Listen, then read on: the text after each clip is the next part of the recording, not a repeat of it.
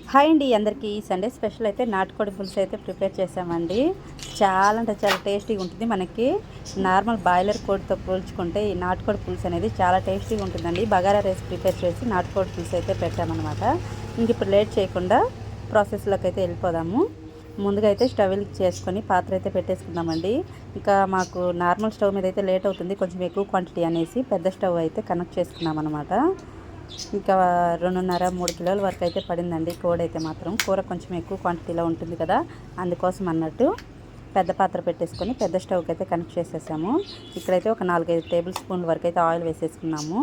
నాటుకోడి పులుసులోకి ఎప్పుడైనా ఆవాలు వేసుకున్నామంటే మంచి స్మెల్ అయితే వస్తుంది, టేస్ట్ కూడా చాలా బాగుంటుంది.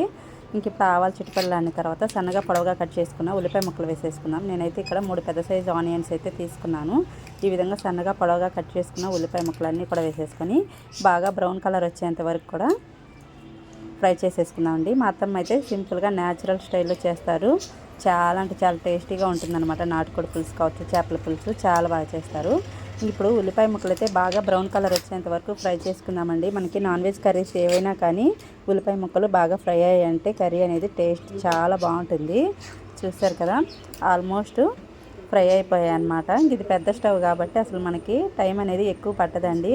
ఇంకా ఆల్రెడీ చికెన్ని ప్రెషర్ కుక్కర్లో ఒక 2 విజిల్ అయితే పెట్టారనమాట. అల్లం వెల్లుల్లి పేస్ట్ వేసేసుకొని అల్లం వెల్లుల్లి పేస్ట్ పచ్చివాసన పోయేంత వరకు ఫ్రై చేసుకున్న తర్వాత సన్నగా కట్ చేసుకున్న టమాటా ముక్కలు కూడా వేసేసుకున్నాము. ఇక్కడ టమాటాలు అయితే ఒక 6 టమాటాల వరకు అయితే తీసుకున్నాము. టమాటా ముక్కలు కూడా వేసేసుకొని బాగా గ్రేవీ టెక్స్చర్ వచ్చేంత వరకు ఫ్రై చేసేసుకుందాము. ఇంకా ఆల్రెడీ మనకి ఉడికించుకున్నాం కాబట్టి టైం కూడా పెద్దగా తీసుకోదండి. ఒక 2 రెమ్మల వరకు కరివేపాకు కూడా వేసేసుకున్నాము. 2 రెమ్మల కరివేపాకు వేసేసుకొని మొత్తంగా ఈ విధంగా ఫ్రై చేసేసుకున్నాము. చెప్పాను కదా, 2 విజిల్కి అయితే ప్రెషర్ కుక్కర్కి అయితే పెట్టేసామన్నట్టు. అది పెట్టేసాం కాబట్టి మనకి టైం అయితే ఎక్కువ అసలు తీసుకోదండి. మనకి మినిమం ఒక ½ అన్ అవర్లో మనకి కర్రీ అనేది రెడీ అయిపోతుంది. ఇంక ఈ విధంగా కరివేపాకు వేసేసుకున్న తర్వాత బాగా ఫ్రై చేసేసుకున్నాము. మనకి టమాటాలు బాగా గ్రేవీలాగా అయిపోవాలన్నమాట. అప్పుడే మనకి కర్రీ అనేది చాలా టేస్టీగా ఉంటుంది.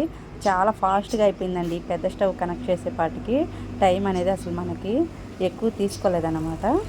చూసారు కదా, ఇంకా మొత్తం టమాటాలు కూడా బాగా ఫ్రై అయిపోయాయి. టమాటాలు బాగా ఫ్రై అయిపోయాయి తర్వాత అయితే ఇప్పుడు ప్రెషర్ కుక్కర్లో ఉడికించుకున్న నాటుకోడి చికెన్ కూడా వేసేసుకున్నాము. వాటర్తో పాటు వేసేసుకున్నామండి. మనకి నాటుకోడి ఉడికేదానికి కొంచెం వాటర్ ఎక్కువే పడతాయి కాబట్టి మనకి బగారా రైస్లోకి కొంచెం గ్రేవీ ఉంటేనే బాగుంటుంది కదా. ఇంక ఈ విధంగా మొత్తం అంతా ఉడికించుకున్న చికెన్ అంతా వేసేసుకొని ఇప్పుడు మనం స్పైసెస్ అన్నీ యాడ్ చేసేసుకున్నాము. ఉప్పు, కారం, పసుపు 3 కూడా అత్తమ్మ ఒక బౌల్లో వేసేసి మొత్తంగా వేసేసారనమాట. మన స్పైసీ తగ్గట్టు కారము, టేస్టీ తగ్గట్టు సాల్ట్, కొంచెం పసుపు వేశారు. ఇంక ఇదంతా కూడా మొత్తం అంతా ఈ విధంగా మిక్స్ చేసేసుకున్నాము. మొత్తం అంతా కలిపేసిన తర్వాత ఇంకొన్ని వాటర్ అయితే యాడ్ చేసుకున్నాము. మనకి ఇంక అక్కడికక్కడ సరిపోయాయి అనమాట. మనకి చికెన్ అనేది ఒక 50% వరకు ఉడికిపోయిందండి.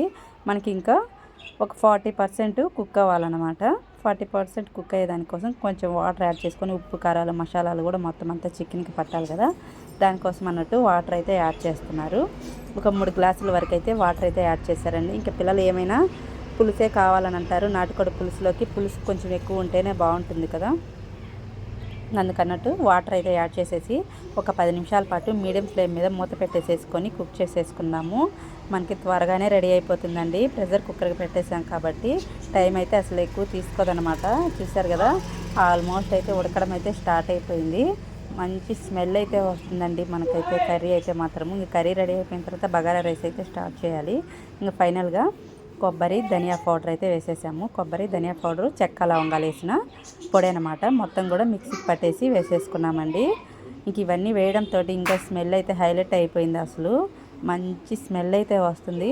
ఇంక ఈ పౌడర్ వేసేసిన తర్వాత ఇంకొక 10 నిమిషాల పాటు ఉంచుకుందామండి. 10 నిమిషాల పాటు స్టవ్ మీద ఉంచేసిన తర్వాత ఫైనల్గా అయితే కొత్తిమీర వేసేసుకొని స్టవ్ ఆఫ్ చేసుకున్నామంటే మనకి గుమగుమలాడే నాటుకోడి పులుసు అయితే రెడీ అయిపోయిందనమాట. నాటుకోడి పులుసు అన్నప్పుడు కొంచెం పులుసు ఉంటేనే బాగుంటుంది.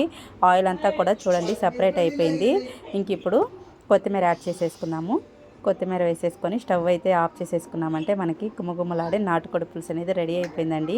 3/4 గంటలోపు మనకి నాటుకోడి పులుసు అనేది రెడీ అయిపోయిందనమాట. మంచి స్మెల్ అయితే వస్తుంది. మనకి నార్మల్ రైస్లోకైనా, బగారా రైస్లోకైనా, సంగట్లోకైనా, దేంట్లోకైనా నాటుకోడి పులుసు అనేది చాలా టేస్టీగా ఉంటుందండి. చూశారు కదా, కూర అయితే రెడీ అయిపోయింది. ఫైనల్ లుక్ అనమాట. స్టవ్ అయితే ఆఫ్ చేసిన తర్వాత చాలా అంటే చాలా టేస్టీగా వచ్చేసిందండి. సింపుల్గా ట్రై చేసేసుకోవచ్చు. మన రెసిపీ కనుక నచ్చితే డెఫినెట్గా ఒకసారి ట్రై చేసి మీకు ఎలా వచ్చిందో చిన్న కామెంట్ అయితే చేసేయండి. ఫస్ట్ టైం మన ఛానల్ ఎవరైనా చూస్తున్నట్టయితే ప్లీజ్ లైక్ చేసి సబ్స్క్రైబ్ అయితే చేసుకోండి డెఫినెట్గా. కర్రీ అయితే చూస్తుంటేనే నోరు ఊరిపోతుంది కదా, చాలా అంటే చాలా బాగుందండి అసలు. ఈవెన్ మనకి మినపగారెల్లో కూడా నాటుకోడి పులుసు సూపర్ అంటే సూపర్ అదిరిపోతుంది అనమాట. చాలా బాగుంటుంది అసలు. ఇంకా రైస్ ఎప్పుడెప్పుడు అవుతుందా పులుసు వేసుకొని తిందాం అన్నట్టుందన్నమాట. బాయ్ అండి.